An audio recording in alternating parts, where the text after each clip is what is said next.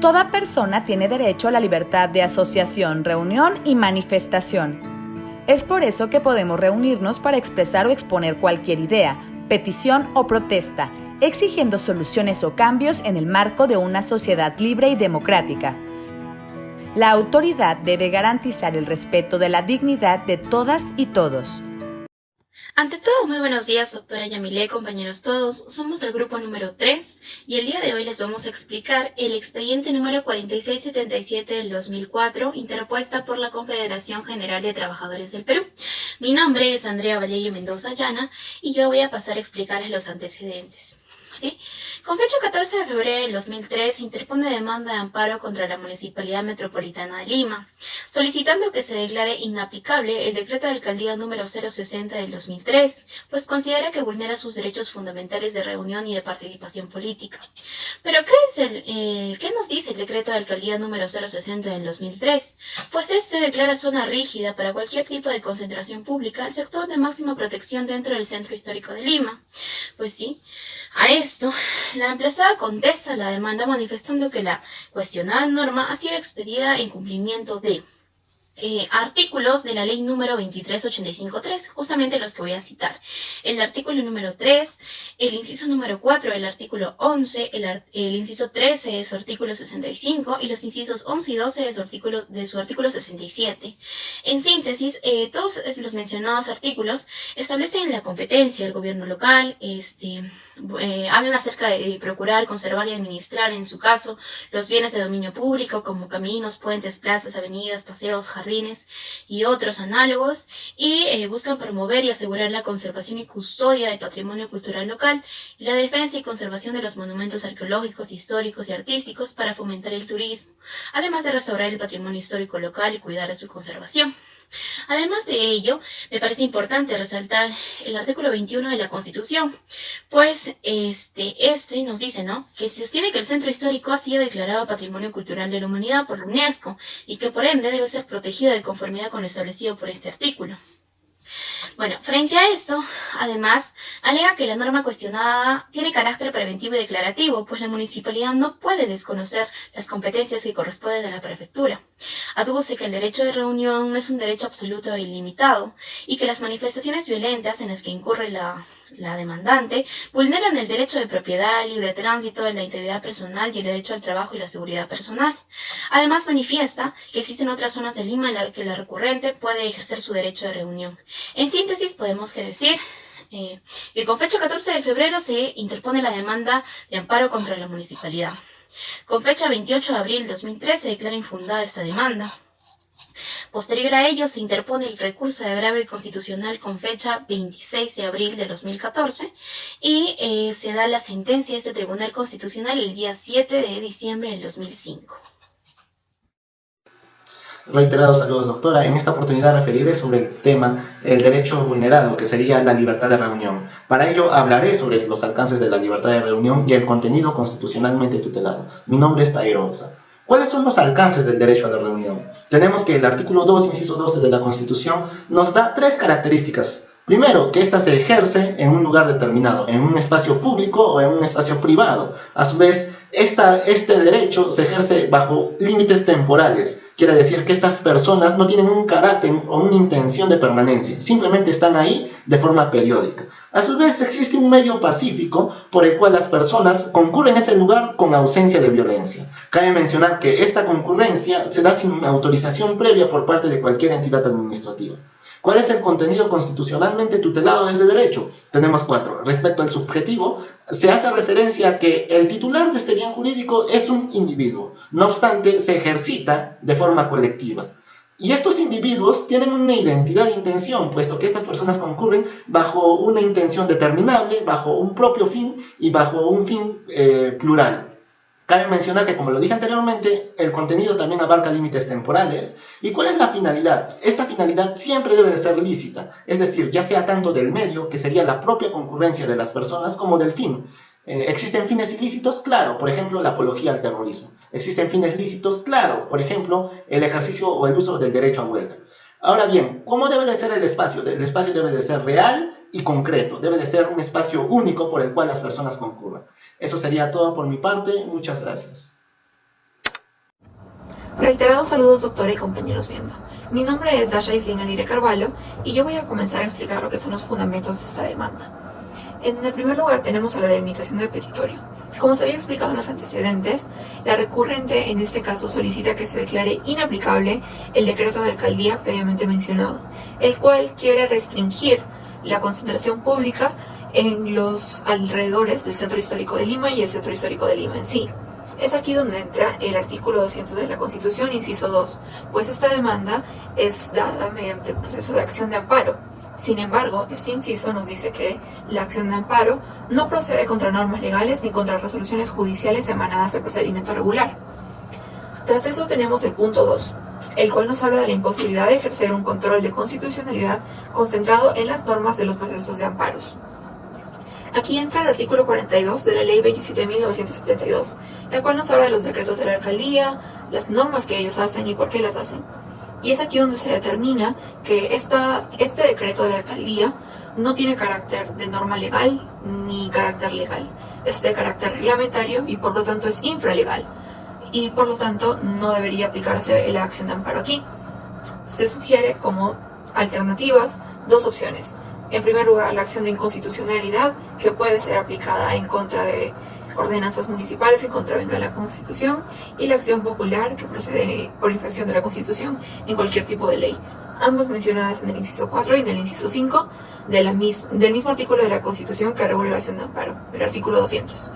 Y por último tenemos el punto 3, que nos habla de la procedencia del amparo contra normas autoaplicativas o heteroaplicativas. Y es aquí donde tenemos que explicar lo que son estas normas. Estas son normas que luego de entrar en vigencia requieren de una acción de ejecución posterior para que ellas puedan ser efectivas. Y es aquí donde hay cierta regulación específica y excepcional para este tipo de normas. Se encuentra en el artículo 3 del Código Procesal Civil y nos menciona que cuando se invoque la amenaza o violación de actos que tienen como sustento la aplicación de una norma incompatible con la Constitución, la sentencia que declare fundada la demanda dispondrá además la inaplicabilidad de la citada norma. Y es aquí, ya que la recurrente había alegado que se habían vulnerado sus derechos de reunión y de participación política, y por el hecho de que esta es una norma autoaplicativa, es por esas razones por las cuales el colegiado puede ingresar a merituar el fondo del asunto. Eso sería todo de mi parte y daré paso al siguiente compañero. Yo soy Cielo Estefania Paza Mamani y les hablaré acerca de la segunda parte de los fundamentos.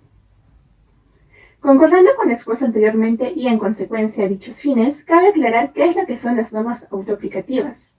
Este tipo de normas son determinadas por el Tribunal Constitucional como normas autoaplicativas o de efectos inmediatos, o también como normas operativas. Estas normas se definen como aquellas que llevan incorporadas en sí mismas un principio de ejecución, de modo tal que la afectación al derecho constitucional se produce con la sola entrada en vigencia de la norma, y por tanto sin necesidad de actos posteriores. En palabras del Tribunal Constitucional, son normas que no requieren de reglas jurídicas intermedias o de actos de ejecución posteriores a su entrada en vigencia para generar un efecto directo, pues se trata de normas creadoras de situaciones jurídicas inmediatas, sin la necesidad de actos concretos de aplicación. De manera que son normas operativas o de aplicación inmediata aquellas cuya eficacia no se encuentra sujeta a la realización de actos posteriores de aplicación, sino que la adquieren al tiempo de entrar en vigencia.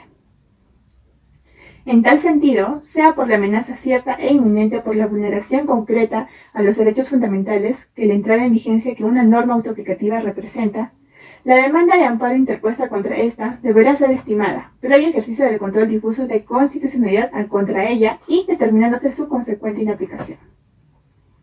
Siguiente.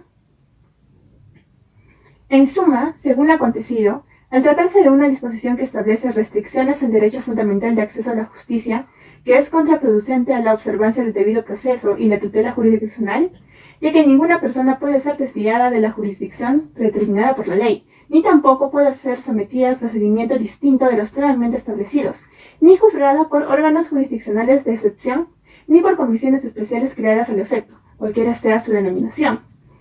El impedimento para plantear una demanda de amparo contra normas prevista en el artículo 200, inciso 2 de la Constitución, debe ser interpretado bajo un criterio pro actione, de manera tal que, en ningún caso, la persona afectada o amenazada en sus derechos fundamentales por una norma autoaplicativa se encuentre inerme e indefensa frente a ella. Hasta aquí llega mi participación y le cedo el paso a mi siguiente compañero. Mi nombre es Nayeli Bianca Valeriano y les voy a hablar sobre la inconstitucionalidad del inciso F del artículo 132 de la Ordenanza Municipal. Uno de los principales fundamentos alegada por la Municipalidad Metropolitana de Lima como justificación de proscripción de cualquier tipo de congregación de personas en el centro histórico de Lima es que esta fue declarada como Patrimonio Cultural de la Humanidad. Por tanto, la disposición se encuentra amparada en el artículo 21 de nuestra Constitución. Como estamos viendo en este caso, se toma mucho en consideración la importancia de la constitución cultural, de los derechos culturales y del patrimonio cultural. Y claro, es importante brindar la protección necesaria a nuestro patrimonio cultural, tanto para el valor histórico como intrínseco. Sin embargo, estas medidas pueden ocasionar una desproporción con los derechos fundamentales, en este caso el derecho fundamental de reunión, por el cual se declararía inconstitucional. Ahora bien, hablaríamos de la inconstitucionalidad del decreto de alcaldía número 060-2003. Con respecto al referido decreto de alcaldía y su constitucionalidad, notaríamos una clara contradicción en el artículo 1 de dicho decreto, que hace referencia a la competencia en la cual la Municipalidad Metropolitana de Lima sí estaría facultada de ejecutar el inciso F anteriormente mencionado. Sin embargo, en la contestación de la Municipalidad Metropolitana de Lima es contradictoria, ya que se refiere que no es función de esta autorizar o garantizar las reuniones públicas. Asimismo, analizando la inconstitucional del inciso F del artículo 132 mencionado anteriormente, se extendería al artículo 1 de dicho decreto, por lo que correspondería a su inaplicación. Ahora bien, con respecto a las posibilidades de prohibir o restringir el ejercicio del derecho de reunión en el centro histórico de Lima, existen muchas circunstancias particulares en las cuales el derecho de reunión en dicho centro puede llegar a ser restringido, y más aún tratándose de un patrimonio cultural. Las medidas preventivas aparecen en casos, por ejemplo, si hay pruebas evidentes y suficientes de que la entidad organizadora tenga tendencias violentistas, o si en el caso que fuera más de una reunión convocada y la aglomeración de gente supere la capacidad del lugar. Asimismo, se toma en cuenta la congestión que puede ocasionar, así como los locales comerciales que ayudan al cúmulo de gente. Resultaría plenamente constitucional que la autoridad administrativa restrinja los horarios específicos en los que el derecho de reunión pueda ser ejercido en referido centro. Muchas gracias. Un saludo, doctora. Mi nombre es Elar Guamán Valeriano y voy a dar inicio a la exposición sobre los precedentes vinculantes de esta sentencia. Y en sí vamos a hablar sobre el fundamento 15, 16, 17 y 18.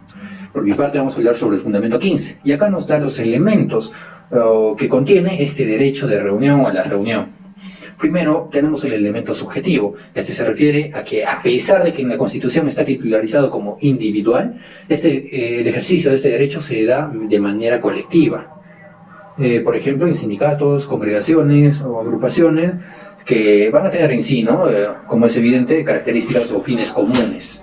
Luego tenemos a la característica temporal o carácter temporal. Este nos habla sobre que este ejercicio de este derecho no se va a llevar a cabo permanentemente, toda una vida, sin parar, sino puede ser llevado de manera periódica o simplemente por un tiempo determinado. Luego tenemos el carácter finalista, que es evidente, que este derecho tiene que ser ejercido para fines lícitos, no para fines ilícitos. Por ejemplo, no podemos realizar una manifestación en la Plaza de Armas para hablar sobre terrorismo, o una reunión en cierto lugar público para hablar sobre atentados terroristas que tenemos que hacer. No, esto jamás va a ser permitido. Luego tenemos el carácter real o espacial. Este nos habla sobre el espacio en sí en el que se va a llevar a cabo esta reunión. Tiene que ser en un lugar determinado, es obvio, o lugares determinados, con cierta movilización. Sin embargo, hablamos de un lugar en concreto, en sí, y esto va a ser comunicado también a la autoridad correspondiente. Por último tenemos el punto E, que nos habla sobre la eficacia inmediata, y esto es lo que se declara en sí como precedente vinculante, y de lo que nos habla en sí es que bien se sabe que se tiene que presentar un documento a la autoridad correspondiente para darle a conocer que vamos a hacer una manifestación. Sin embargo, esto sí se debe confundir. ¿Por qué? Se suele confundir con una solicitud, como un permiso que se pide a la autoridad. Y vemos que sucede en la realidad, e incluso en este caso vemos que se trata de condicionar también este derecho. Y esto no debe ser así. Lo que debería suceder realmente es presentar un documento en donde se comunique, no se solicite o pida permiso, solo se comunique a la autoridad que vamos a realizar una manifestación o reunión, mejor dicho, que en sí es el derecho del que estamos hablando, en un lugar determinado, por ejemplo en la Plaza de Armas y 2 calles aledañas. Entonces la autoridad correspondiente va a tener que tomar las acciones correspondientes. ¿Para qué? Para que no se genere mayor caos. ¿En qué sentido? En que si es que hay conductores, peatones por esas calles que siempre saben circular, pues van a tener que darles pases alternos o lugares alternos para que puedan circular, así evitando caos, ¿no?, en sí en la ciudad. Y ese es el fin que tiene este punto, la eficacia inmediata en sí, ¿no? Que no se pide el permiso, sino solamente se comunique a la autoridad.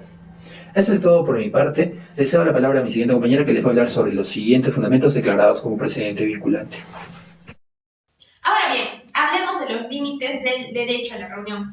Recordemos que ningún derecho es absoluto, y haciendo un símil con el derecho penal, hasta la vida no es un derecho absoluto, viendo este en la legítima defensa. Los derechos tienen limitaciones, y en el derecho a la reunión tiene limitaciones por 2 motivos. Por motivos probados de seguridad y sanidad pública, y por motivos probados siendo esta cláusula de números apertos.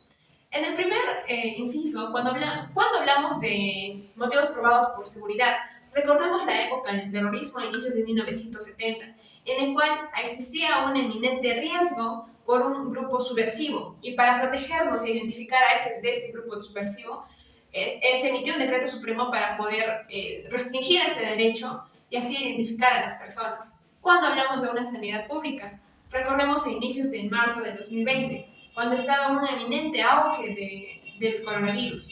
Cuando estábamos en esta época, la reunión entre las personas era un peligro inminente, no solo para ellos, sino para el colectivo, ya que si es que contagiamos a uno, era eminentemente la propagación más fácil de este.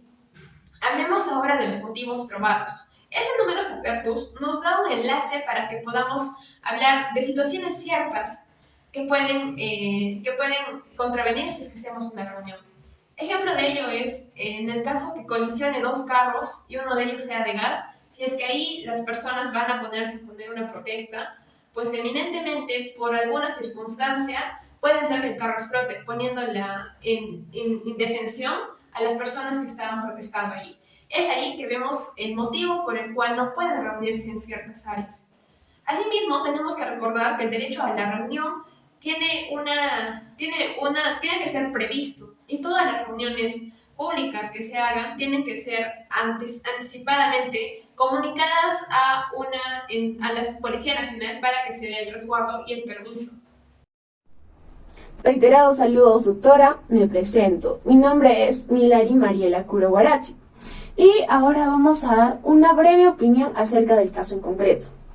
Desde nuestra perspectiva, la decisión tomada por el Tribunal Constitucional fue la más idónea, dado que concordamos con el criterio por el cual, en ningún caso, el ejercicio del derecho de reunión puede ser sometido al requisito de autorización previa por parte de la autoridad administrativa, ya que esto decaería en inconstitucional. Si bien es cierto, los derechos no son absolutos, y por ende consideramos que debería analizarse caso por caso las restricciones que se van a dar, y también debe darse a conocer cuáles van a ser las razones objetivas, suficientes y fundadas.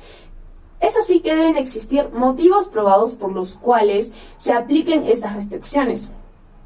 Esto constituye precedente vinculante de acuerdo al artículo 6 del título preliminar de nuestro nuevo Código Procesal Constitucional, el que también se encontraría expreso en el anterior código ya derogado.